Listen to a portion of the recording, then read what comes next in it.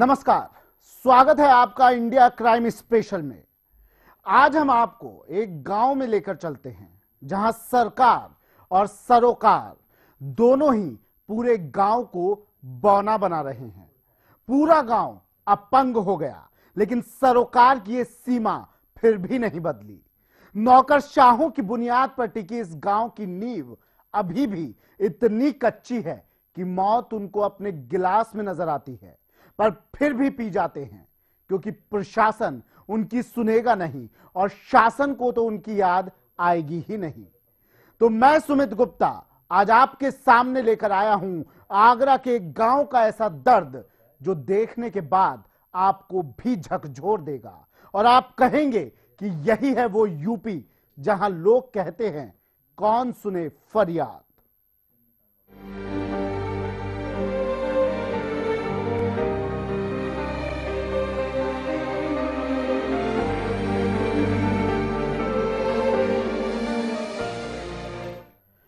UP के मुख्यमंत्री अखिलेश यादव की मंशा है कि आगरा का पूरी तरह से विकास हो और यह विकास शहर तक सीमित ना रहे बल्कि दूर दूर तक भी जाए। लेकिन ताज नगरी आगरा में ये दावे उस समय अपना अर्थ खो देते हैं जब पानी की वजह से एक गांव के बच्चे बचपन में ही अपंग बन जाते हैं। लेकिन शासन प्रशासन इस पर कोई गंभीरता नहीं दिखाता। जरा ये रिपोर्ट देखिए। कम से कम 20 साल तो ज्यादा है। पानी से प्रॉब्लम ये है कि पानी में फ्लोराइड हमारे यहाँ। अब पानी तो जैसे का परेशान ही से है। ऐसा कहते हैं कि फ्लोराइड है। तेज भागती जिंदगी और आधुनिकता का नया ताना बाना, जीवन शैली से लेकर अब तक हर इंसान की जिंदगी में आया नया बदलाव। सब कुछ हाईटेक है, लेकिन यूपी की ताज नगरी आगरा के पचगाई गांव में एक तबका ऐसा भी है जो पैदा होते ही अपंग बन जाता है। इस गांव के लिए बनाई गई सभी योजनाएं कागजी हैं, जिन्हें अमली जामा पहचाने का कोई फायदा नहीं। हमारे गांव में पानी की फ्लोराइड, पानी के अंदर जो फ्लोराइड है उससे आदमी बीमार रहते, टेढ़े मेढ़े हो जाते, तो इसको किसी तरह इसका इंतजाम होना जरूरी है। इस गांव में हर बच्चा किसी न किसी बीमारी का शिकार है।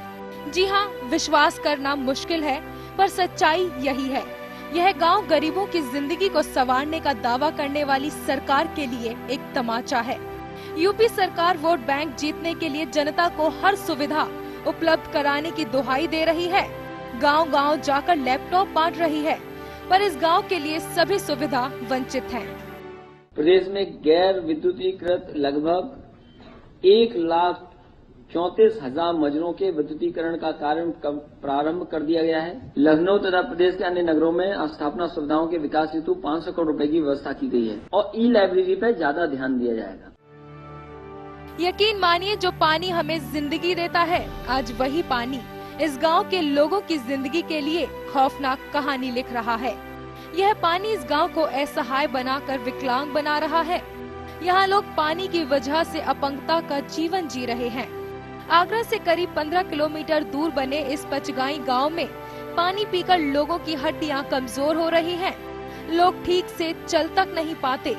अगर किसी गांव में 2-4 विकलांग हो तो समझ में आए, लेकिन यह गांव अपने आप में एक ऐसा गांव है जो सरकार की कागजी योजनाओं की पोल खोल रहा है। अब पानी तो जैसे का परेशान ही से है। अब आ जाए कोई का दद्दो है, कोई कछुआ है, अजय जो दद्द पी रह गया, बस दद्दो का कमरे में घोटू में कोई मतलब पाजू रह गया है, जे परेशानी। इस गांव की आधी आबादी विकलांगता का दंश झेल रही है। यहाँ किसी के माँ बाप विकलांग हैं, तो किसी के बेटा बेटी, किसी के भाई बहन विकलांग है, तो किसी का पति विकलांग है।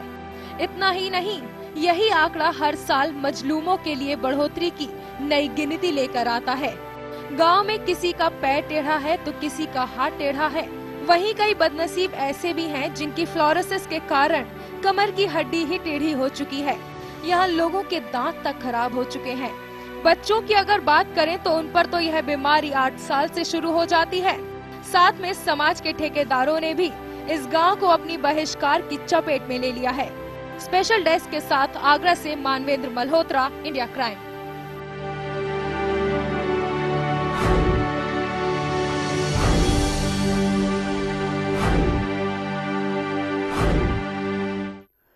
पचगाई गांव को लोग जी जरूर रहे हैं, पर जिंदगी की रफ्तार कब थम जाए ये किसी को नहीं मालूम।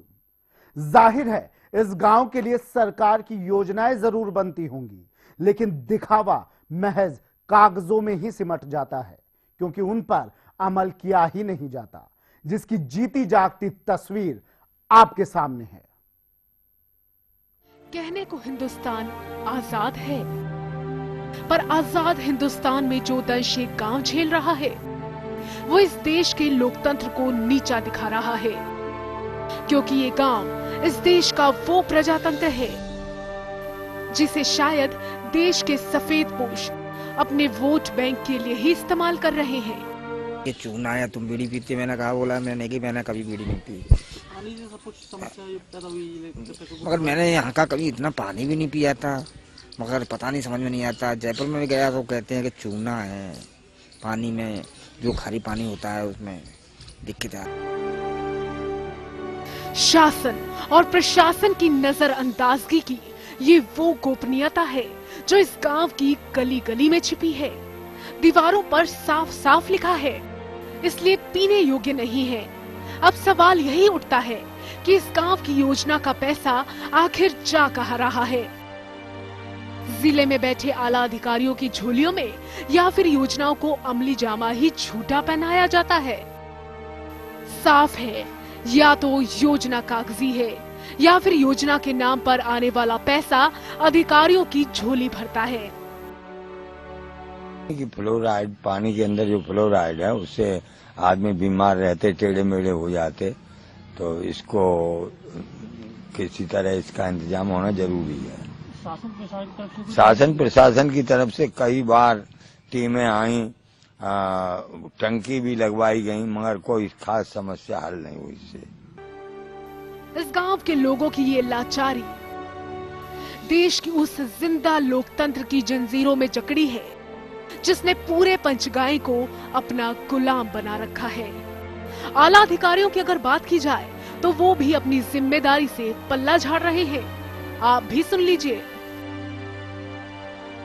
और ये सुनिश्चित करिए कि जो हमारे वहाँ सेटअप्स हैं अगर वो ठीक से नहीं चल रहे हैं तो क्यों नहीं चल रहे हैं, विल एग्जामिन दैट और विल इंश्योर दैट जो भी बेस्ट हम कर सकते हैं हम करें। अच्छा, आपने उसको बता दिया, will take care of this. सुना आपने जिलाधिकारी साहब क्या कह रहे हैं कि लापरवाही बरतने वालों के खिलाफ कार्यवाही होगी।